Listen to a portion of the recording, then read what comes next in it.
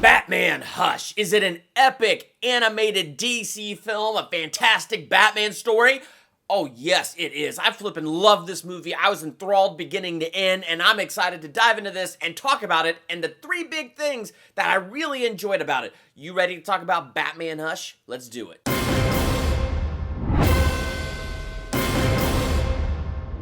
Welcome to Durbania. I'm Durbin, and this is my spoiler-free review for Batman Hush. What did you think of Batman Hush? Have you read the graphic novel? I hadn't, so I went into this movie completely cold, and I thoroughly enjoyed it. In fact, I'm giving this movie an A-. I was entertained from the very beginning to the very end, and it just held my attention the whole way through. Before I get into the top three things that I really enjoyed about this movie, what were your thoughts? Let's talk about that in the comments.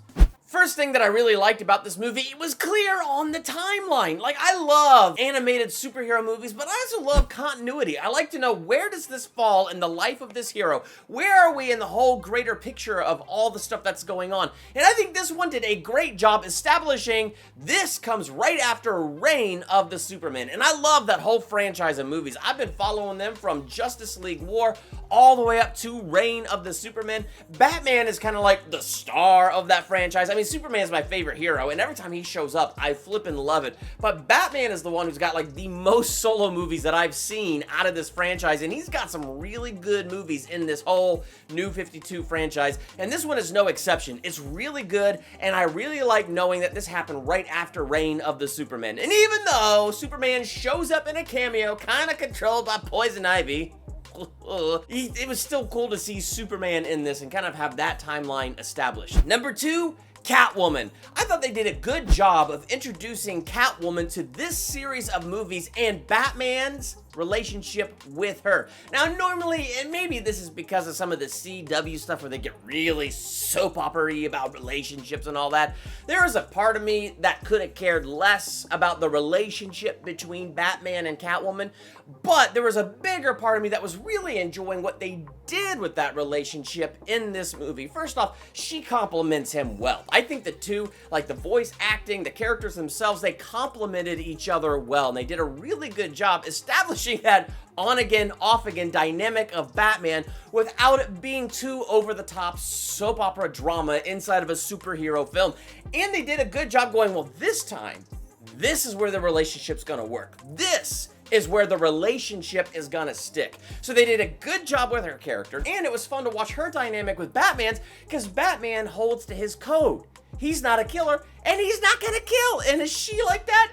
No, not so much. I mean, she's not beyond stealing and all of that stuff. So it's interesting as it plays with that dynamic that Bruce Wayne and Selina Kyle are both very extreme people that dress up as nocturnal animals at night and beat up thugs in the street. So they're both very extreme people, and they did a good job showing these two complement each other and kind of showing their differences. And are we seeing some growth in Catwoman? So it's interesting to kind of dive into that. And I think the thing that was the most fun about it for me, though, was other than the Adam West Batman, when has any Batman thing ever just let Bruce Wayne be happy?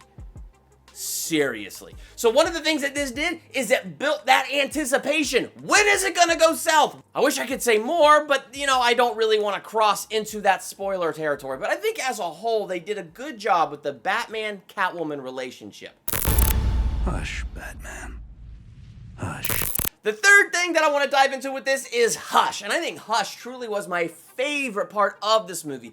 This was a great villain for Batman to come up against, because it really was wit against wit. Hush was a very smart villain, and they do this without having to dumb down Batman. You still see in this movie that he is the world's greatest detective. You still see in this movie how intelligent he is.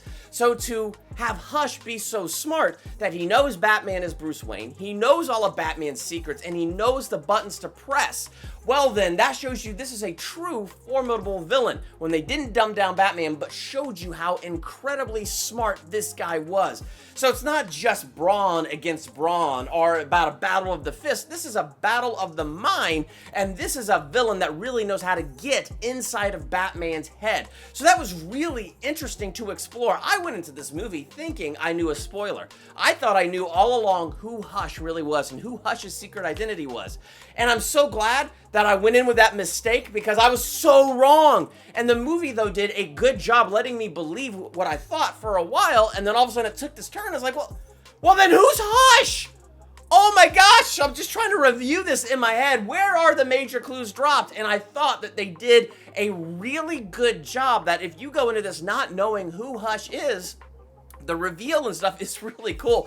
Another thing about Hush's smartness, and this isn't really a spoiler, but there's just this one scene where you really see Hush dissecting Batman's mind. Like, he knows Batman's next couple moves, how Batman's gonna find him, and it's really interesting as you get into his mind and see how well he knows Batman and how Batman is gonna work. So it made this dude a really formidable villain.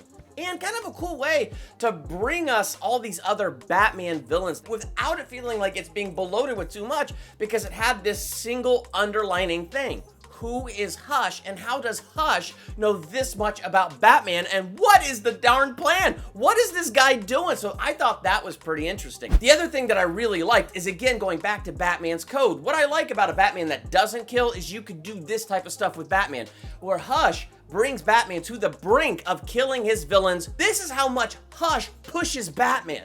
And I thought that's really interesting. I don't see how you could get that with a Batman who kills. But this is a Batman who holds to his code and doesn't want to cross that line. And because he doesn't want to cross that line, because his goal is to save whoever can be saved, the fact that Hush can drive him to this breaking point is actually pretty powerful. Which is why my favorite versions of Batman are the Batmans that don't kill, or that's just not in their nature. So I really enjoyed, like, the character of Hush, how Hush pushed Batman. And so overall, I thought it was a good movie, entertaining from the very beginning to the very end, and I'm giving it an A-. Have you read the graphic novel? Did you get a chance to watch this movie? I think it's definitely worth checking out, especially if you're like me and you've been following like this new 52 series of animated movies. It truly is worth checking out. So what did you think? Let's talk about that in the comments. While you're there, hit the subscribe button to become a Durbanian. Hit the bell by the subscribe button so you're notified for the next time I do a movie review, ranking video, theological analysis, or anything else I do here. I'm Durbin. Thanks for checking out Durbania.